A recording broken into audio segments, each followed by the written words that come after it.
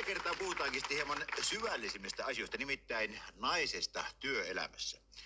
Miehessä ja naisessa on työelämässä nimittäin se ero, että kun mies on saanut sotilaallisen koulutuksen, niin hän tekee just mitä käsketään, eikä rupea niin kuin pohtimaan, että onko asia mahdollisesti niin. Mutta nainen, kun häntä käsketään, niin hän rupeaa heti pohtimaan käskyä omilla aivoillaan. Anteeksi, millä? Omilla aivoillaan. Anteeksi, nyt mä en käsitä kyllä alkuun. Kuule, ei tämä juttu tähän pysähdy. Mä olin nimittäin varantunut tällaisen keskeytyksen. Tämä herra on nimittäin sen luokan sovinisti, että kun ruvetaan puhumaan naisen aivoista, niin minäpä soitin valokuvan mukaan. Olepa hyvä ja katso siitä. Siinä on valokuva naisen aivoista, jos niiden olemassaoloa niin kuin epäilet. Aha. Joo.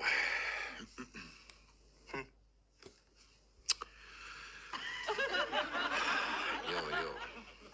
Mutta kuule. Okei, ole hyvä. Kato vaan. No onhan se totta. Kyllä ne on olemassa. Nyt se on todistettu. Voi.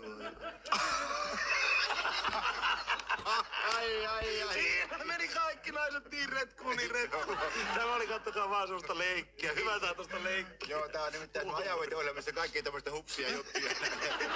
Nimittäin asia on niin, että viimeisten tutkimusten mukaan naisen aivot ovat isommat kuin miehen aivot. Niin, tai ainakin yhtä isot. Tai siis ainakin melkein yhtä isot. Tai siis on ne ainakin todistettavasti olemassa. Kato nyt suurennusta. Ei ole. Kato. Kato nyt. Siellä ne pilkottaa. Pienet punaiset. Äsken meni tämäkin homma. Mä melkein pelkitty, jos ruvetaan puhumaan ajanveto-ohjelmassa naisen aivoista, niin aina sinne joku sovinisti munaa. No niin, se siitä. Unohdetaanko juttu tyystin ja palataan siihen, mistä alussa puhuttiin. Nimittäin tutkitaan, millainen nainen on työelämässä.